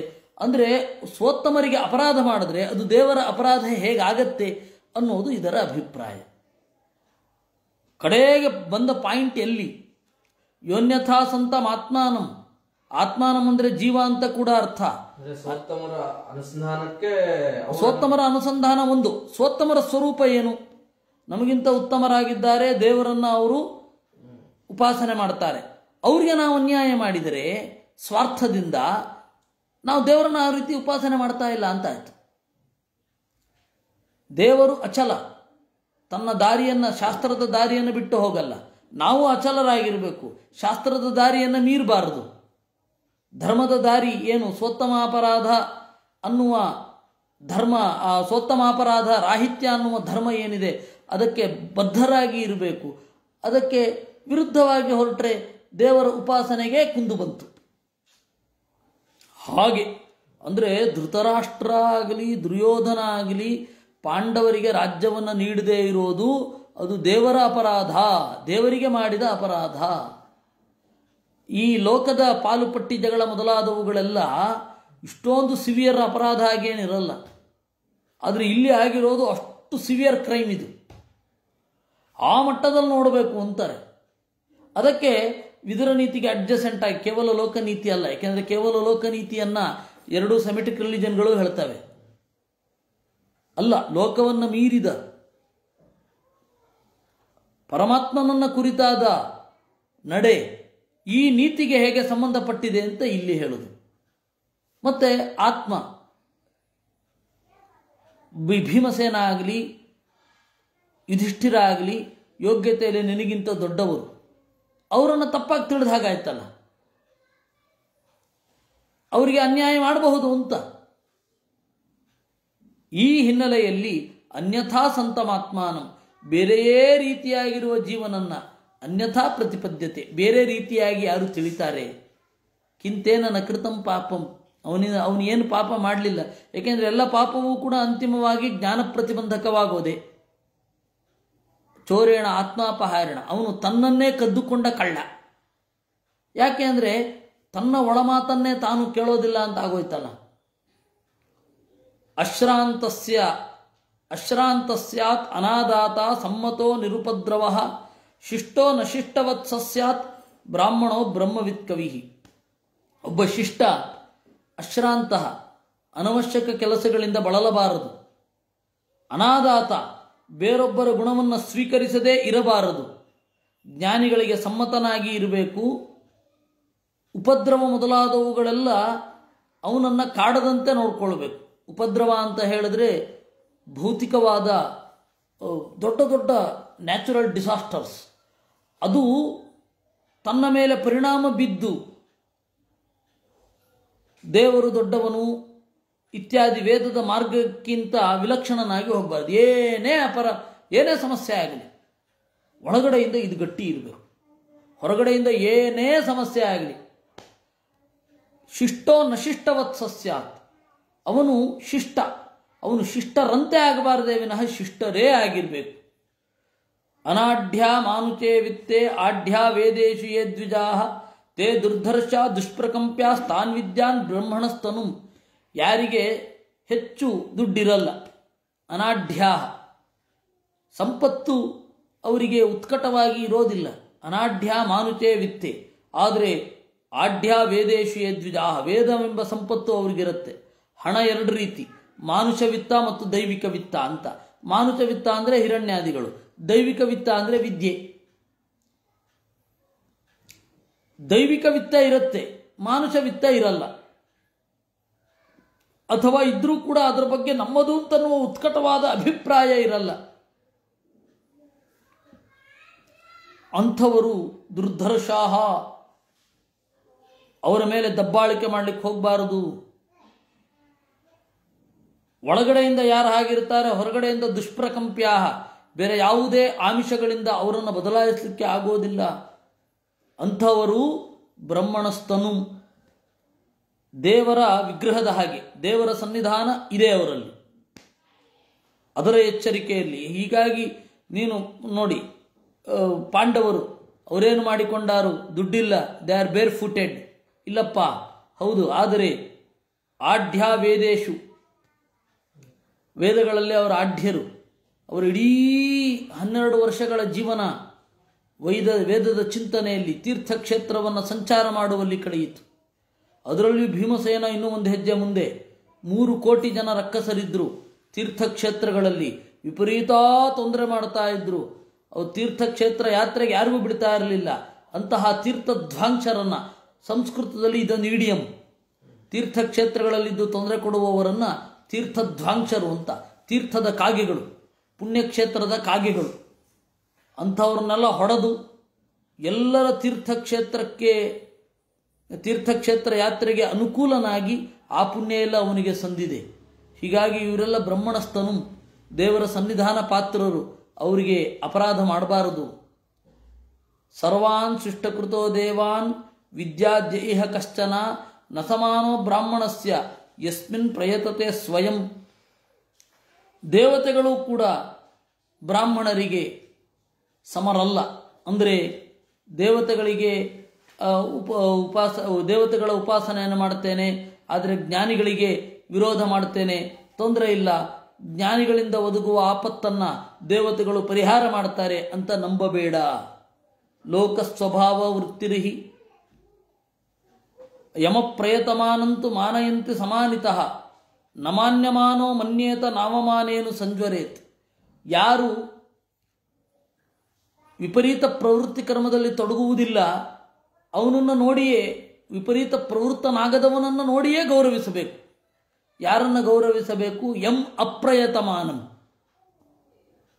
ತಮ್ಮ ಕೀರ್ತಿಗಾಗಿ, ತಮ್ಮ ಪ್ರತಿಷ್ಠೆಗಾಗಿ, ತಮ್ಮ ಸಂಪತ್ತು ಹೆಚ್ಚುವುದಕ್ಕಾಗಿ ಯಾರು ಪ್ರಯತ್ನ ಪಡೋದಿಲ್ಲ ಅವರನ್ನು ಗೌರವಿಸೋದು ಕಲಿಬೇಕು. ಅಂದರೆ ಸೋಮಾರಿಗಳನ್ನು ಗೌರವಿಸಿ ಅಂತಲ್ಲ, ಸ್ವಾಧ್ಯಾಯಾಧ್ಯಯನಾದಿಗಳಲ್ಲಿ ತೊಡಗಿ ಯಾರು ಈ ಹೊರಗಡೆಯ ಕ್ರಿಯೆಗಳಲ್ಲಿ ಜಾಸ್ತಿ ತೊಡಗಿರಲ್ಲ ಅವ್ರನ್ನ ಗೌರವಿಸಬೇಕು. ಯಾರು ಗೌರವಿಸ್ತಾರೆ ಅವನು ಈ ಒಳ್ಳೆಯ ಗುಣಗಳನ್ನು ಹೊಂದುತ್ತಾನೆ. ಯಾರು ಗೌರವಿಸೋದಿಲ್ಲ ಅವನು ಈ ಒಳ್ಳೆಯ ಗುಣಗಳನ್ನು ಹೊಂದೋದಿಲ್ಲ. ನಾವು ಇವತ್ತು ಉಲ್ಟಾ, ಅವರು ನೋಡಿ ಈ ಡಿಗ್ರಿ ಇದೆ ಅವರಿಗೆ, ಹೀಗೆ ಮಾಡ್ತಾ ಇದ್ದಾರೆ, ಅವರು ಈ ಪೋಸ್ಟಿನಲ್ಲಿದ್ದಾರೆ ಅಂತ ಗೌರವ. ಪೋಸ್ಟಿನಲ್ಲಿ ಇಲ್ಲ ಹಾಗಂತ ಹೇಳಿ ಸೋಮಾರಿ ಅಲ್ಲ, ನಿರಂತರ ಸ್ವಾಧ್ಯಾಯದಲ್ಲಿ ತೊಡಗಿರ್ತಾನೆ, ಅವನನ್ನು ಗೌರವಿಸೋದು ಕಲಿಬೇಕು. ಎಂ ಅಪ್ರಯತಮಾನಂ. ಲೋಕ ಮೊದಲಾದವುಗಳ ಬಗ್ಗೆ, ತನ್ನ ಬೇರೆ ಬೇರೆ ಲೌಕಿಕವಾದ ಅಗತ್ಯಗಳ ಬಗ್ಗೆ ಅಪ್ರಯತಮಾನಂ, ಹೆಚ್ಚು ಪ್ರಯತ್ನ ಪಡೋದಿಲ್ಲ, ಅವನನ್ನು ಗೌರವಿಸೋದು ಕಲಿಬೇಕು. ಸಾಮಾನ್ಯಮಾನೋ ಮನ್ಯೇತ ನಾವಮಾನೇನು ಸಂಜರೇತ್. ಅವನಿಗೆ ಮಾನ ಮಾಡದೆ ಹೋದರೆ ಹೋಗಲಿ, ಅವಮಾನ ಅಂತೂ ಮಾಡಬಾರದು. ಲೋಕ ಸ್ವಭಾವ ವೃತ್ತಿರಿಹಿ ನಿಮೇಶೋನ್ಮೇಷವತ್ತದ ವಿದ್ವಾಂಸೋ ಮಾನಯಂತೀಹ ಇತಿ ಮನ್ಯೇತ ಮಾನಿತಃ. ಇನ್ನು ಸನ್ಮಾನವನ್ನು ತಗೊಂಡವನು ಹೇಗಿರಬೇಕು ಅಂತ, ಇವರು ಸನ್ಮಾನ ಮಾಡ್ತಾರೆ, ಸನ್ಮಾನ ತಗೊಂಡವನು ಹೇಗಿರಬೇಕು? ಉಬ್ಬಿ ಹೋಗೋದಲ್ಲ. ಲೋಕ ಸ್ವಭಾವ ವೃತ್ತಿರಿಹಿ ನಿಮೇಶ ಉನ್ಮೇಷವತ್ ಸ್ವತಃ.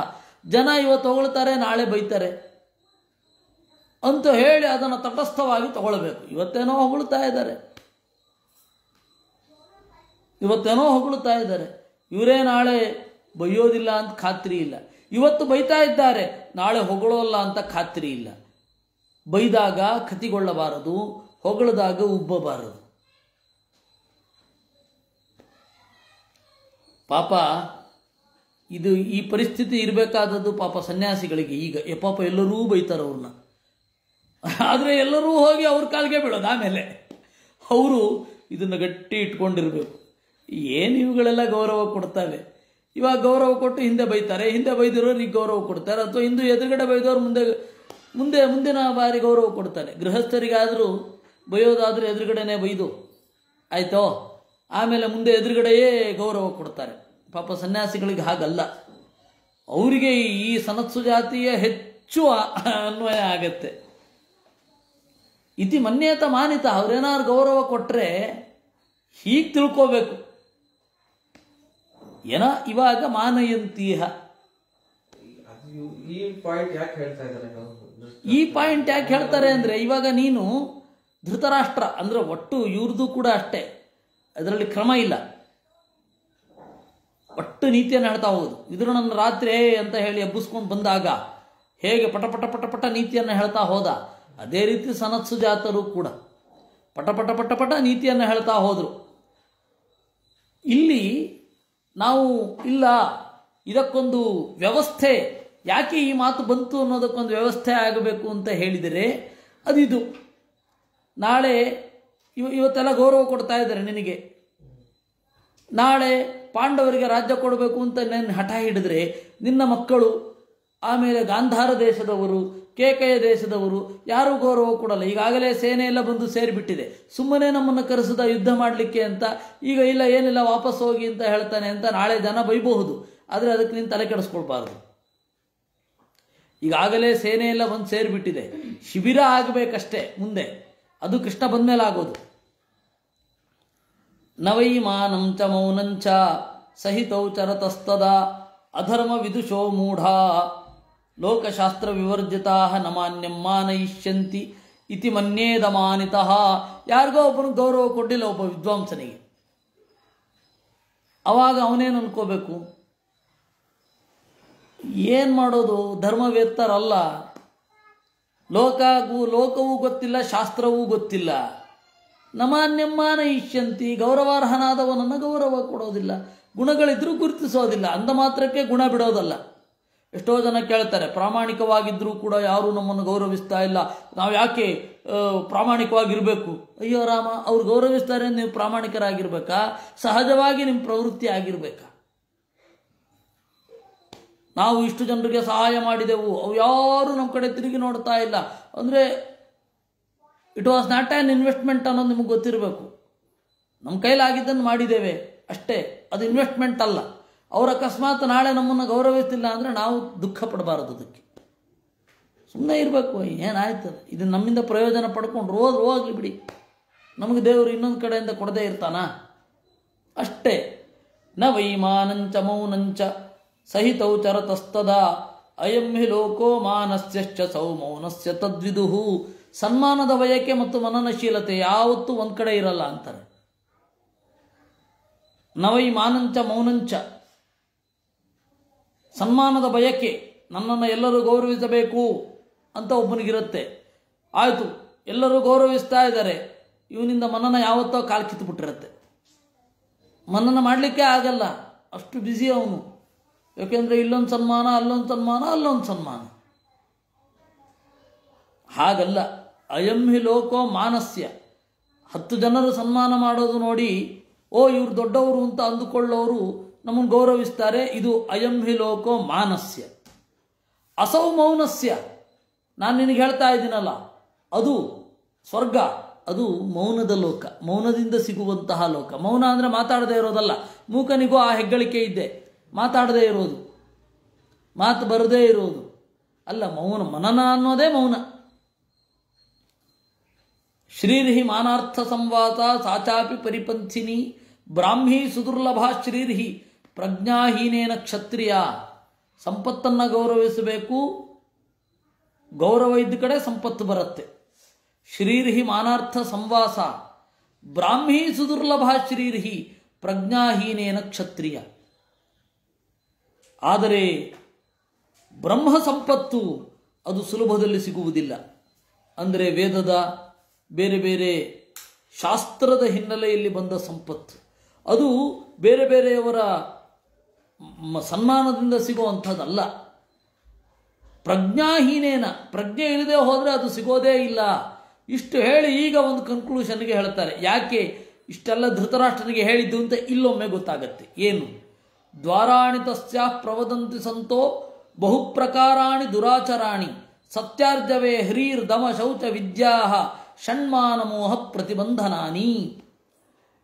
ಈ ತರಹದ ಎಲ್ಲ ಸಂಪತ್ತು ಬ್ರಾಹ್ಮೀ ಸಂಪತ್ತು. ಬ್ರಾಹ್ಮೀ ಸಂಪತ್ತಿಗೆ ದ್ವಾರ ಯಾರು ಅಂದರೆ ಸಜ್ಜನರು. ಅಂತಹ ಸಜ್ಜನರನ್ನು ದ್ವೇಷ ಮಾಡ್ತಾ ಇದ್ದಿ ನೀನು, ಓ ಧೃತರಾಷ್ಟ್ರ. ಸತ್ಯಾರ್ಜವೇ ಹ್ರೀಹಿ ದಮ ಶೌಚ ವಿದ್ಯಾ ಷಣ್ಮಾನಮೋಹ ಪ್ರತಿಬಂಧನಾನಿ.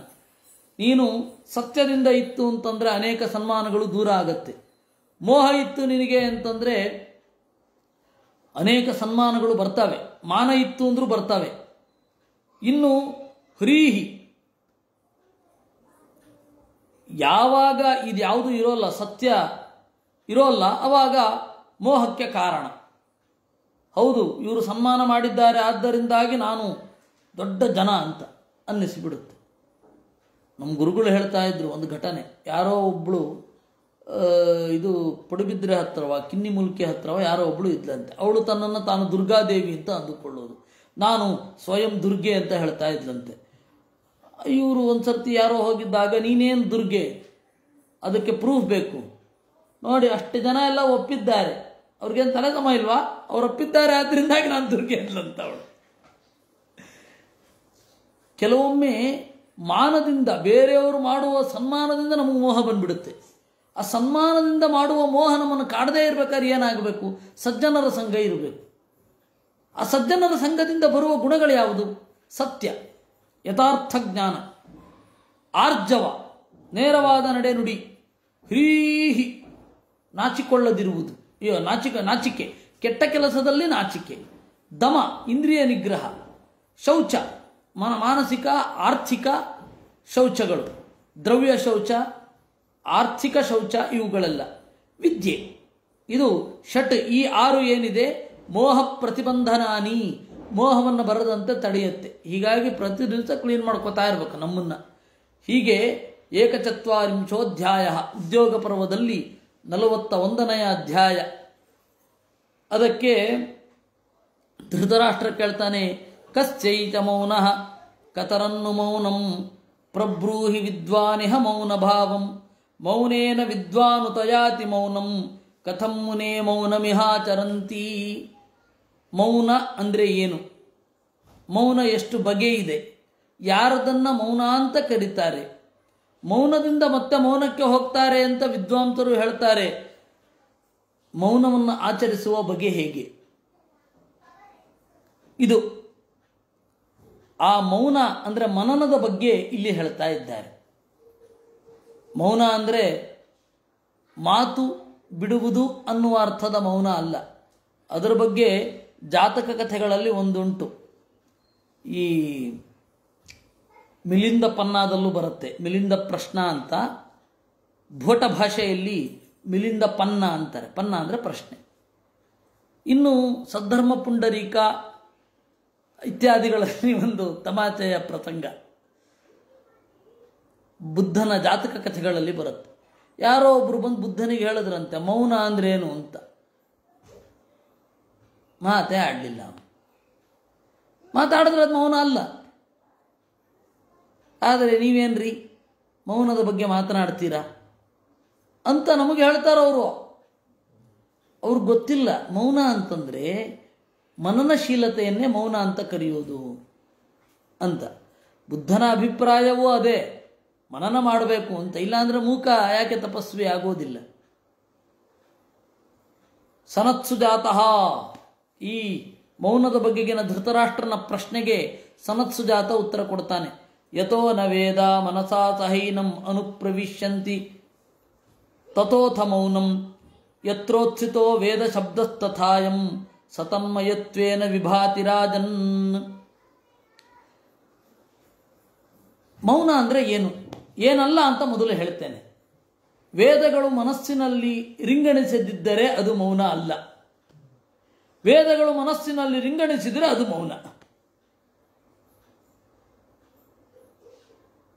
ಅಂದರೆ ಮನಸ್ಸು ವೇದದ ಮಾತುಗಳನ್ನು ಮೊದಲು ಬಾಯಿಂದ ಆಡಿ ಆಡಿ ಆಡಿ ಆಡಿ ಅಭ್ಯಾಸ ಆಗಿ, ವಾಚಿಕಾಭ್ಯಾಸ ಅನ್ನೋದು ಮಾನಸಿಕಾಭ್ಯಾಸ ಆಗಬೇಕು.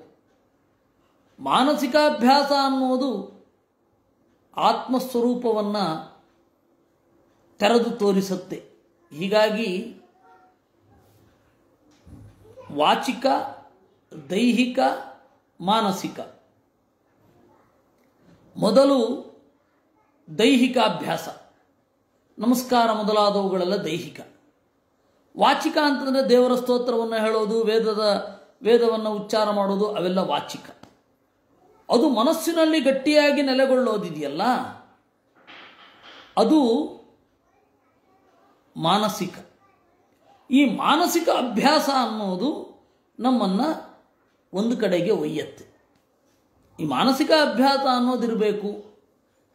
ಯತ್ರೋತ್ಥಿತೋ ವೇದ ಶಬ್ದಸ್ತಥಾಯಂ ಸತನ್ಮಯತ್ವೇನ ವಿಭಾತಿ ರಾಜನ್. ಯತ್ರ ಉತ್ಥಿತ, ಯಾವ ಮನಸ್ಸಿನ ಒಳಗಡೆ ಹುಟ್ಟಿದ ವೇದದ ಅರ್ಥ ಅಂತನ್ನೋದು ತನ್ಮಯತ್ವೇನ ವಿಭಾತಿ, ಕ್ರಮೇಣ ವೇದಮಯ ಆಗತ್ತೆ. ವೇದದ ಮಾತುಗಳನ್ನೇ ಚಿಂತಿಸುತ್ತೆ, ಅಪ್ಲಿಕೇಶನ್ ಬರುತ್ತೆ. ನಮ್ಮ ಜೀವನದಲ್ಲಿ ಅದು ಅಪ್ಲೈ ಆಗಬೇಕು ಅಂತಾದರೆ ಮೊದಲು ಮಾನಸಿಕ ಆಗಬೇಕು. ಮಾನಸಿಕ ಆಗುವ ಮೊದಲು ನಾವು ಕಷ್ಟಪಟ್ಟು ವಾಚಿಕ ಇದು ಪಾರಾಯಣ ಮಾಡ್ತಾ ಇರಬೇಕು. ಪಾರಾಯಣ ಅನ್ನೋದು ಎಕ್ಸ್ಕ್ಲೂಸಿವ್ಲಿ ಇಂಡಿಯನ್ ಸ್ಟೈಲ್. ಅದು ಬೇರೆ ಎಲ್ಲಿಯೂ ಪಾರಾಯಣ ಅಂತ ಒಂದು ಪದ ಇಲ್ಲ. ಇವರು ಏನೋ ಚಾಂಟಿಂಗ್ ಅಂತಾರೆ. ಅದು ಯಾವುದು ಆ ಪಾರಾಯಣದ ಪಾವಿತ್ರ್ಯಕ್ಕೆ ಅದು ಮ್ಯಾಚೇ ಆಗೋಲ್ಲ. ಇರಲಿ, ಇದನ್ನು ಹೇಳಿ ನಿಲ್ಲಿಸ್ಬಿಟ್ರು ಅಷ್ಟೇ. ಮೌನದ ಬಗ್ಗೆ ಅಷ್ಟೇ. ಮನಸ್ಸು ಮೌನ ಅಂದ್ರೇನು? ಮನಸ್ಸಿನಲ್ಲಿ ವೇದಗಳ ರಿಂಗುಣನ, ಮನಸ್ಸಿನಲ್ಲಿ ವೇದದ ರಿಂಗಣ ಏನಿದೆ ಅದೇ ಮೌನ. ಧೃತರಾಷ್ಟ್ರ ಮತ್ತೆ ಅವನು ಕಳೆದು ಹೋಗಿದ್ದ ಪ್ರಶ್ನೆ ಮತ್ತೆ ಬಂದ.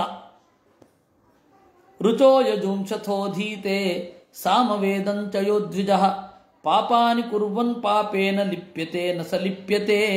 ಋಗ್ವೇದವನ್ನು, ಯಜುರ್ವೇದವನ್ನು, ಸಾಮವೇದವನ್ನು ಅಧ್ಯಯನ ಮಾಡಿದವನು ಪಾಪದ ಲೇಪಕ್ಕೆ ಒಳಗಾಗ್ತಾನ, ಒಳಗಾಗಲ್ವ? ಇಲ್ಲಿ ದ್ವಿಜ ಅಂತ ಶಬ್ದ ಇದೆ, ಬ್ರಾಹ್ಮಣ ಅಂತ ಅನುವಾದ ಮಾಡಬಾರದು.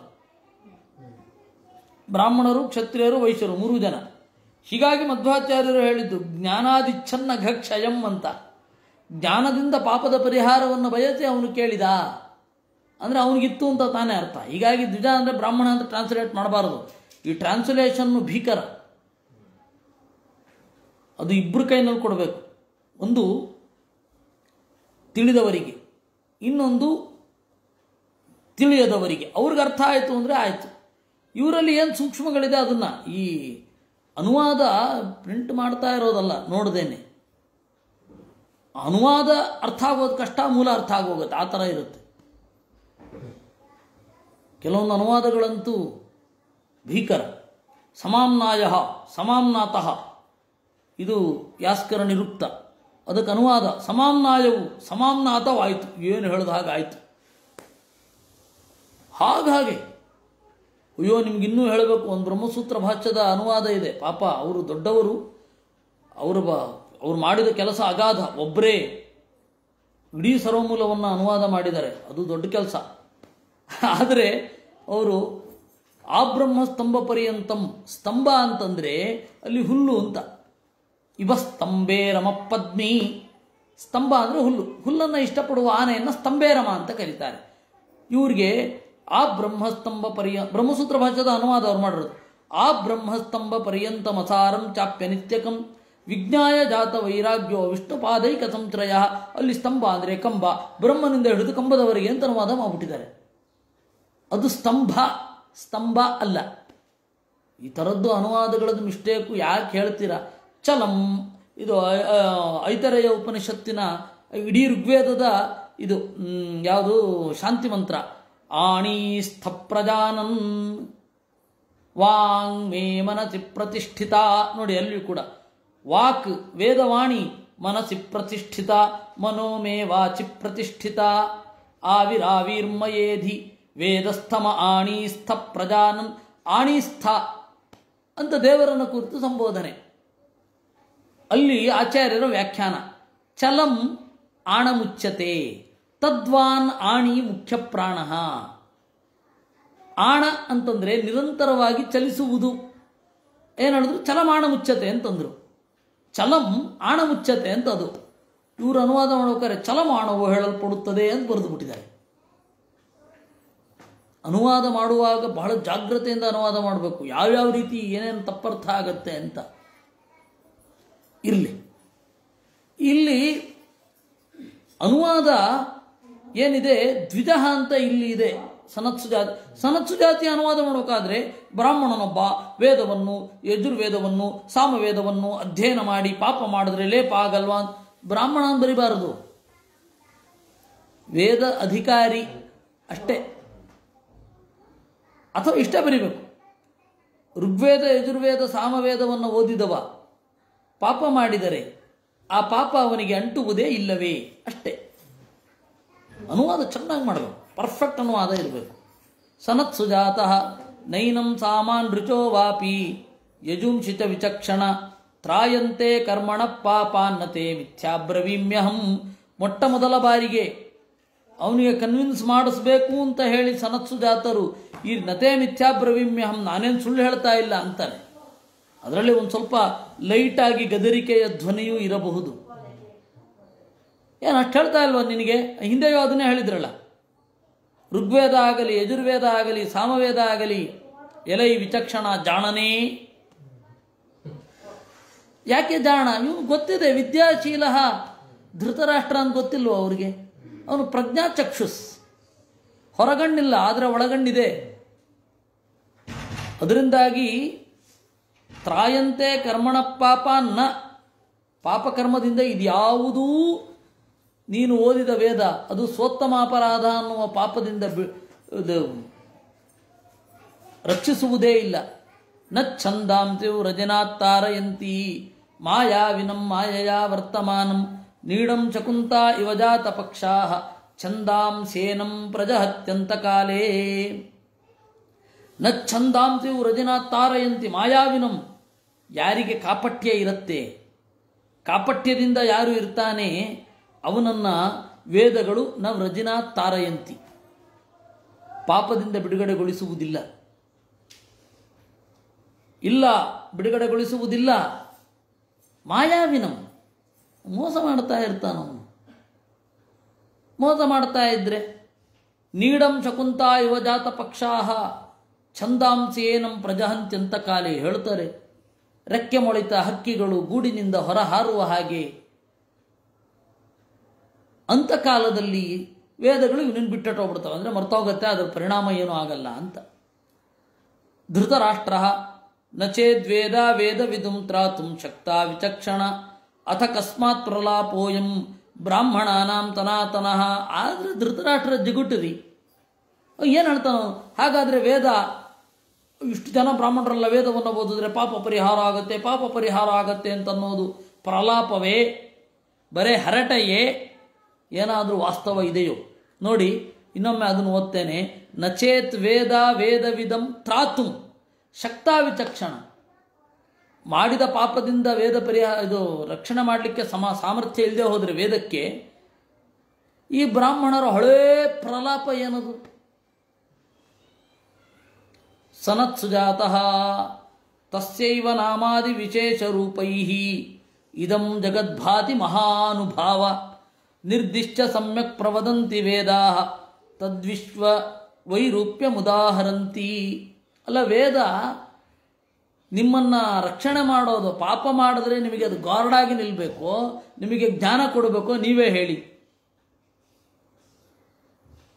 ವೇದ ಅನ್ನೋದು ನಾವು ಮಾಡಿದ ಪಾಪಗಳಿಗೆ ಗಾರ್ಡಾಗಿ ಯೂಸ್ ಮಾಡಿಕೊಳ್ಳೋದಲ್ಲ. ಜಗತ್ತಿನ ಪ್ರತಿಯೊಬ್ಬರಿಗೂ ಪ್ರತಿಯೊಂದು ಫಿಲಾಸಫಿಯು ಒಂದೊಂದರಿಂದ ಮಹಾಭಯ ಅಂತ ಹೇಳ್ತವೆ. ಪಾಪದಿಂದ ದೇವರು ನಿಮ್ಮನ್ನು ರಕ್ಷಣೆ ಮಾಡ್ತಾನೆ, ನಿಮ್ಮ ಪಾಪಕ್ಕೆ ಅವನು ಶಿಲುಬೆ ಏರಿದ ಅಂತ ಹೇಳ್ತಾರೆ. ಅವನಿಗೆ ಯಾವ ಕರ್ಮರಿ? ಇವರು ಮನುಷ್ಯರು ಪಾಪ ಮಾಡ್ತಾನೆ ಕೂತ್ಕೊಂಡಿಲ್ವ ಇನ್ನು? ಇರಲಿ. ಇನ್ನು ನಾವು ಹೇಳೋದೇನು? ಅಜ್ಞಾನದಿಂದ ಭಯ ಪಡಬೇಕು. ಯಾಕೆಂದರೆ ಅಜ್ಞಾನದಿಂದಲೇ ಭಯ ಹುಟ್ಟೋದು. ಹಾಗಾದರೆ ವೇದ ಇರೋದು ಯಾಕೆ? ಅಜ್ಞಾನ ಪರಿಹಾರ ಮಾಡಲಿಕ್ಕೆ. ನೀವು ಮಾಡಿದ ಪಾಪಗಳನ್ನೆಲ್ಲ ಪರಿಹಾರ ಮಾಡಲಿಕ್ಕಲ್ಲ. ಎಷ್ಟೋ ಜನ ಪುರೋಹಿತರು ನಾವು ಬಹಳ ತಪ್ಪು ಮಾಡ್ತೇವೆ ಅಂತ ಹೇಳಿ ಬೆಳಗ್ಗೆ ಎದ್ದು ಏನೇ ತಪ್ಪು ಮಾಡೋದಿರಬಹುದು, ಏನಾದರೂ ಒಂದು ಪರಿಹಾರ ಆಗೋಗಲಿ ಅಂತ ಹೇಳಿ ಪವಮಾನ ಸೂಕ್ತ ಹೇಳೋದೆ. ಪವಮಾನ ಸೂಕ್ತ ಹೇಳಿ ಆಮೇಲೆ ಅಯಾಜ್ಯರ ಯಾಜಕರಾಗೋದು. ಹಾಗೆ ಮಾಡೋರಿದ್ದಾರೆ. ಅವ್ರಿಗೆ ಇನ್ನು ಕೆಲವರು ಇದ್ದಾರೆ, ಅದನ್ನು ಬಿಟ್ಟವರಿದ್ದಾರೆ. ಇನ್ನು ಕೆಲವರು ಮಧ್ಯದಲ್ಲಿ ಪಾಪ ಪಾಪ ಮಾಡಬಾರ್ದು, ಪೌರೋಹಿತ್ಯವನ್ನು ಬಿಡಲಿಕ್ಕಾಗಲ್ಲ. ಅದಕ್ಕೇನು ಮಾಡಬೇಕು? ಪಾಪಕ್ಕಿಂತ ಮೊದಲು ಒಂದು ಆಂಟಿಸಿಪೇಟರಿ ಬೇಲ್ ತೊಗೊಂಡ್ಬಿಡೋದು, ಪವಮಾನ ಸೂಕ್ತ ಪಾರಾಯಣ ಮಾಡೋದು, ಹೊರಡ್ತಾ ಇರೋದು. ಅಲ್ಲ, ವೇದದ ಕೆಲಸ ಅದಲ್ಲ. ವೇದದ ಕೆಲಸ ಏನು? ತಸ್ಯೈವ ನಾಮಾದಿ ವಿಚೇಚ ರೂಪೈಃ. ಅದು ಹೇಳುವ ನಾಮ, ಅದು ಹೇಳುವ ಸ್ವರೂಪ, ಅದು ಹೇಳುವ ವಿಧಿ ನಿಷೇಧ ಮೊದಲಾದವುಗಳೊಂದಿಗೆ ಈ ಜಗತ್ತು ಇದೆ. ಅಂದರೆ ಜಗತ್ತನ್ನು ತಿಳ್ಕೊಳ್ಬೇಕಾದ್ರೆ ವೇದದ ಮೂಲಕ ತಿಳ್ಕೊಳ್ಬೇಕು. ನಿರ್ದಿಷ್ಟ ಸಮ್ಯಕ್ ಪ್ರವದಂತಿ ವೇದಾ. ಇದನ್ನು ಇದು ಅಂತ ಹೇಳಿ ಖಚಿತವಾಗಿ ನಿರೂಪಣೆ ಮಾಡಿ ಹೇಳ್ತವೆ ವೇದ. ತದ್ವಿಶ್ವ ವೈರೂಪ್ಯಂ.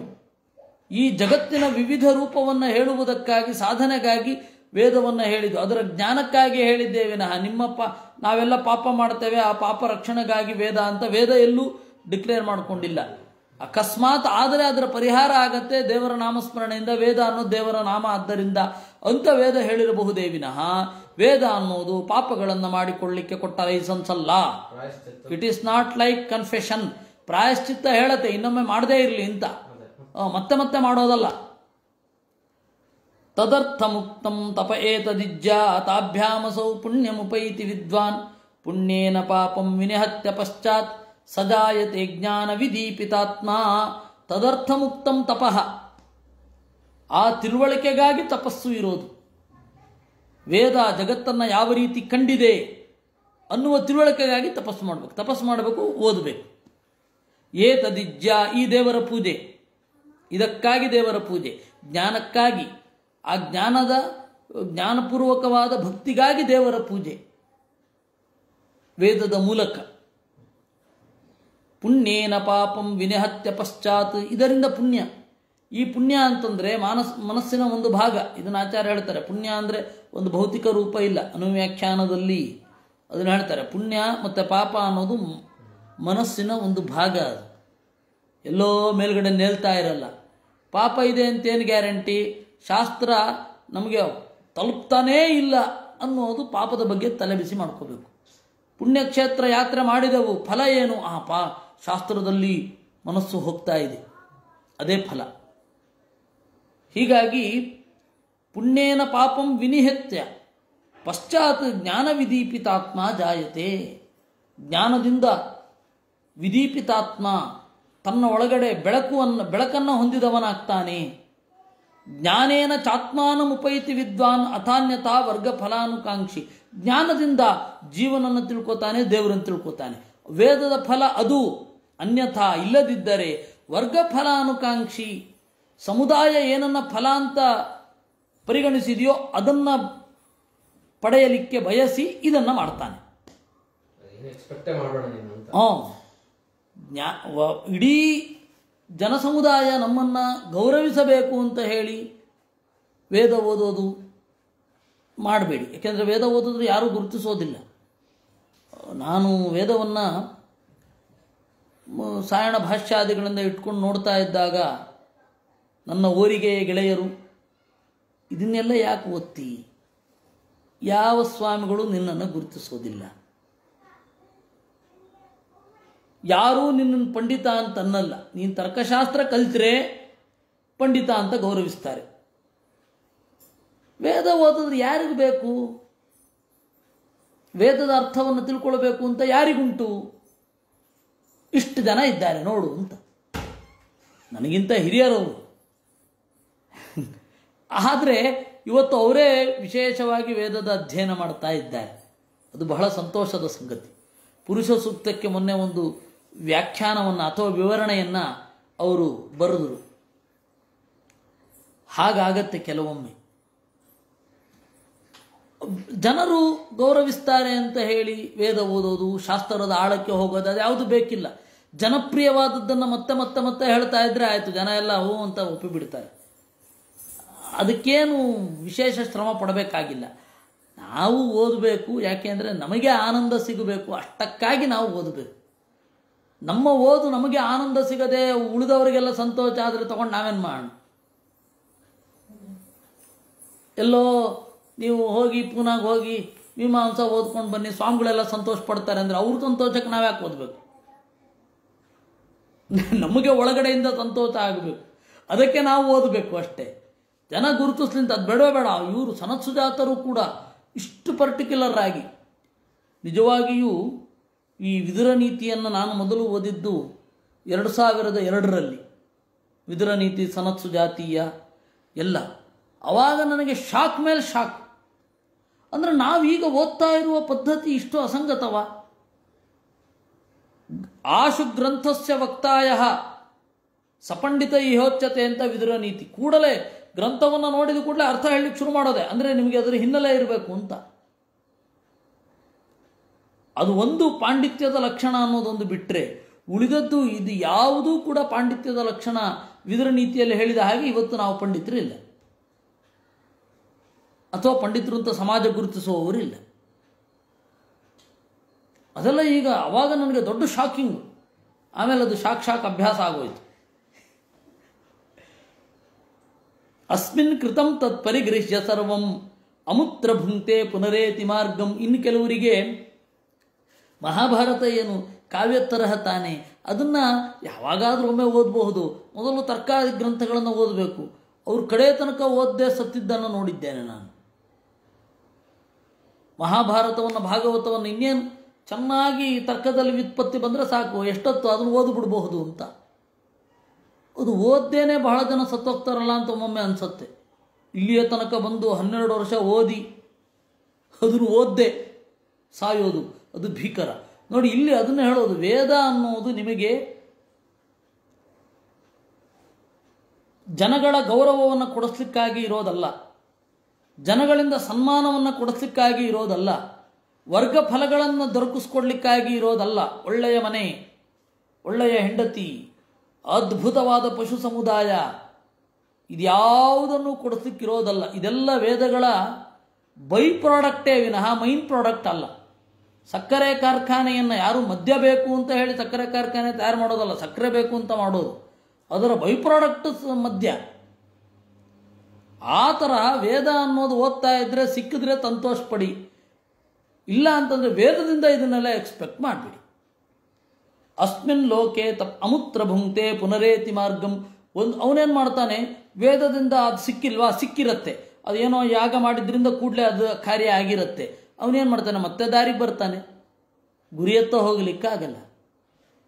ಅಸ್ಮಿನ್ ಲೋಕೆ ತಪಸ್ತಪ್ತಂ ಫಲಮನ್ಯತ್ರ ಭುಜ್ಯತೆ ಬ್ರಾಹ್ಮಣಾನಾಮಿಮೇ ಲೋಕಾ ವೃದ್ಧೇ ತಪಸ್ಸಿ ಸಂಯತಾ.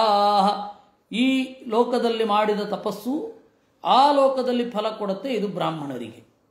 ವೇದದ ಫಲವೇ ಅದು. ಈ ಲೋಕದ ಫಲ ಸಿಕ್ಕಿದ್ರೆ ಸಿಕ್ಕಿತ್ತು, ಸಿಕ್ಕಿದ್ರೂ ಅತ್ಯಂತ ಅಲ್ಪ. ಅದನ್ನು ಅರಗಿಸಿಕೊಳ್ಳುವ ತಾಕತ್ತಿದ್ದವ ಈ ಶಾಸ್ತ್ರವನ್ನು ಓದಬೇಕಿಲ್ಲ ಅಂತಂದರೆ ಈ ಶಾಸ್ತ್ರ ಓದೇನು ಪ್ರಯೋಜನ? ಈ ಶಾಸ್ತ್ರ ಓದುವವನಿಗೆ ಒಂದು ಕಟು ಸತ್ಯ ಗೊತ್ತಿರಬೇಕು. ಈ ಲೋಕದಲ್ಲಿ ಅಪರಿಮಿತವಾದ ಭೋಗ ಬೇರೆಯವರಿಗೆ ಇದೆ ಅಂತ ಏನು ನಾವು ಅಂದ್ಕೊಂಡಿದ್ದೀವಿ ಅದು ನಮಗಿಲ್ಲ. ಅದು ಕನ್ಫರ್ಮ್ ಮಾಡ್ಕೊಂಡು ಇಲ್ಲಿ ಕಾಲಿಡಬೇಕು. ಬ್ರಾಹ್ಮಣಾನಾಂ ತಪಸ್ವೃದ್ಧಂ ಅನ್ಯೇಷಾಂ ತಾವದೇವ ತತ್ ಏತತ್ ಸಮೃದ್ಧಮತ್ಯೃದ್ಧಂ ತಪೋ ಭವತಿ ಕೇವಲಂ. ವೇದವನ್ನು ಓದುವವರ ತಪಸ್ಸು, ಅವರ ವೃದ್ಧಿ ಅಂತಂದರೆ ಇಷ್ಟೇ, ಅಲ್ಲಿ ಏನು ಫಲ ಸಿಗತ್ತೆ ಅದು, ಬೇರೆ ಅಲ್ಲ. ಅದಕ್ಕೆ ಧೃತರಾಷ್ಟ್ರ ಆ ತಪಸ್ಸಿನ ಬಗ್ಗೆ ಕೇಳ್ತಾನೆ. ಕಥಂ ಸಮೃದ್ಧಮತ್ಯೃದ್ಧಂ ತಪೋಭವತಿ ಕೇವಲಂ ಸನತ್ಸುಜಾತ ತದ್ಬ್ರೂಹಿ ಕಥಂ ವಿದ್ಯಾಮಹಂ ಪ್ರಭೋ. ತಪಸ್ಸಿನ ಸಮೃದ್ಧಿ ಅಂದರೆ ಏನು? ತಪಸ್ಸಿನ ವೃದ್ಧಿ ಅಂದರೆ ಏನು? ಧೃತರಾಷ್ಟ್ರ ಸನತ್ಸುಜಾತ ನಿಷ್ಕಲ್ಮಷಂ ತಪಸ್ತ್ವೇತತ್ ಕೇವಲಂ ಪರಿಚಕ್ಷತೆ. ಕೊರತೆ ಇರದ ತಪಸ್ಸನ್ನು ಸಮೃದ್ಧ ತಪಸ್ಸು ಅಂತ ಕರೀತಾರೆ, ಕೇವಲ ತಪಸ್ಸಂತ ಕರೀತಾರೆ. ತಪೋಮೂಲಮಿದಂ ಸರ್ವಂ ಯನ್ಮಾಂ ಪೃಚ್ಛಸಿ ಕ್ಷತ್ರಿಯ ತಪಸಾ ವೇದ ವಿದ್ವಾಂಸಃ ಪರಂತು ನೃತಮಾಪ್ನುಯು. ಇದೆಲ್ಲವೂ ತಪಸ್ಸಿಗೆ ಸಂಬಂಧಪಟ್ಟದ್ದೇ ಇರೋದು, ತಪಸ್ಸಿನಿಂದಲೇ ಎಲ್ಲವೂ ಕೂಡ. ಧೃತರಾಷ್ಟ್ರ ಕಲ್ಮಚಂ ತಪಸ್ಸೋ ಬ್ರೂಹಿ ಶ್ರುತಂ ನಿಷ್ಕಲ್ಮಚಂ ತಪಃ.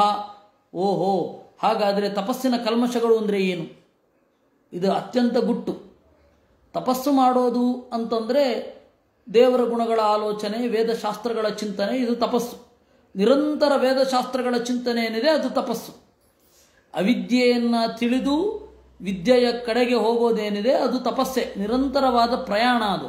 ಆ ಪ್ರಯಾಣವನ್ನೇ ತಪಸ್ಸು ಅಂತ ಕರೆಯೋದು ಅಂತ ಆದರೆ ತಪಸ್ಸಿನ ಕಲ್ಮಶ ಅಂದರೆ ಯಾವುದು? ಕ್ರೋಧಾದಯೋ ದ್ವಾದಶಯಸ್ಯ ದೋಷಾ ತಥಾ ನೃಶಂಸಾನಿ ಷಡತ್ರ ರಾಜನ್. ತಪಸ್ಸಿನ ದೋಷ ಸಿಟ್ಟು ಮೊದಲಾದ 12. ಕ್ರೋಧಾದಯೋ ದ್ವಾದಶ ಯಸ್ಯ ದೋಷಾ. ಅದರಿಂದಾಗಿ ಸಾಧ್ಯವಾದಷ್ಟು ಸಿಟ್ಟಿನಿಂದ ದೂರ ಇರಬೇಕು. ತಥಾ ನೃಶಂಸಾನಿ ಷಡತ್ರ ರಾಜನ್. ಹಾಗೆ ಅತ್ಯಂತ ಕ್ರೂರವಾದದ್ದು ಅಂತಂದರೆ ಇದರಲ್ಲಿ 6. ಅದೇನು ಅಂತ ಮುಂದೆ ಹೇಳ್ತಾರೆ. ಜ್ಞಾನಾದಯೋ ದ್ವಾದಶ ಚಾತತಾನಾಹ ಶಾಸ್ತ್ರೇ ಗುಣಾಯೇ ವಿದಿತ ದ್ವಿಜಾನಾಂ. ಜ್ಞಾನ ಮೊದಲಾದ 12 ತಪಸ್ಸನ್ನು ಸಮೃದ್ಧಗೊಳಿಸುತ್ತೆ. ಜ್ಞಾನ ಮೊದಲಾದ 12 ತಪಸ್ಸನ್ನು ಸಮೃದ್ಧಗೊಳಿಸುತ್ತೆ. ಕ್ರೋಧ ಮೊದಲಾದ 12 ತಪಸ್ಸನ್ನು ಹಾಳು ಮಾಡುತ್ತೆ. ಆ ತಪಸ್ಸನ್ನು ಹಾಳು ಮಾಡುವ ಕ್ರೋಧ ಮೊದಲಾದವುಗಳೆಲ್ಲ ಏನದು? ಆ ದೋಷಗಳು, ತಪಸ್ಸಿನ ದೋಷಗಳೇ ಇಡೀ ಅಧ್ಯಾಯದಲ್ಲಿ ಬಂದಿರೋದು. ದಮದಲ್ಲಿ 12 ದೋಷಗಳು ಯಾವುದು? 18 ದಮಃ ಅಷ್ಟಾದಶ ದೋಷ ಸ್ಯಾತ್ ಇತ್ಯಾದಿಗಳನ್ನು ಹೇಳ್ತಾರೆ. ನಾವು ಭಗವದ್ಭಕ್ತಿ, ಇಂದ್ರಿಯ ನಿಗ್ರಹ ಅಂತೆಲ್ಲ ಹೇಳ್ತೇವಲ್ಲ, ಅದರಲ್ಲಿ ಏನು ದೋಷ ಇದೆ ಅದನ್ನು ನಾವು ಹೇಗೆ ಸರಿ ಮಾಡ್ಕೊಳ್ಬೇಕು ಅಂತ ನಮಗೆ ಕೊಟ್ಟ ಪರ್ಸನಲ್ ಗೈಡ್ ಇದು. ಅದು ಪರ್ಸನಲ್ ಟಾಕ್. ಒಬ್ಬೊಬ್ಬರಿಗೂ ಅವರವರನ್ನು ತಿದ್ದುಕೊಳ್ಳಿಕ್ಕೆ ಅನುಕೂಲವಾಗುವಂತಹ ಇದು. ನಾವಿಲ್ಲೇನು ಸಾಧಾರಣ ಇದೆ, ಅವರವ್ರದನ್ನು ತಿದ್ದುಕೊಳ್ತಾ ಹೋಗಬೇಕು. ಕನ್ನಡಿ ಕೊಡೋ ಮಾತ್ರ ಕೆಲಸ, ಅವರು ಅದನ್ನು ನೋಡ್ಕೊಳ್ಬೇಕು. ನಾವು ನಿಮ್ಮ ಕನ್ನಡಿ ಕೊಡ್ಬೋದೇ ವಿನಃ ನಿಮ್ಮನ್ನು ತೋರಿಸ್ಲಿಕ್ಕಾಗಲ್ಲ. ನಿಮ್ಮನ್ನು ತೋರಿಸೋ ಕೆಲಸವೂ ನಮ್ದಲ್ಲ. ನಾವು ನಮ್ದು ನೋಡಿಕೊಂಡ್ರೆ ಸಾಕಾಗಿದೆ. ಆ ತರಹದ ತಪಸ್ಸಿನ ದೋಷಗಳೇ ಮೊದಲಾದವುಗಳನ್ನು ಮುಂದಿನ ಭಾನುವಾರ ಬೆಳಗ್ಗೆ ನೋಡೋಣ ಅಂತ ಹೇಳ್ತಾ ಇವತ್ತಿನ ಚಿಂತನೆಯನ್ನು ದೇವರಲ್ಲಿ ಅರ್ಪಿಸೋಣ. ಕೃಷ್ಣಾರ್ಪಣಮಸ್ತು. 12, 6, 12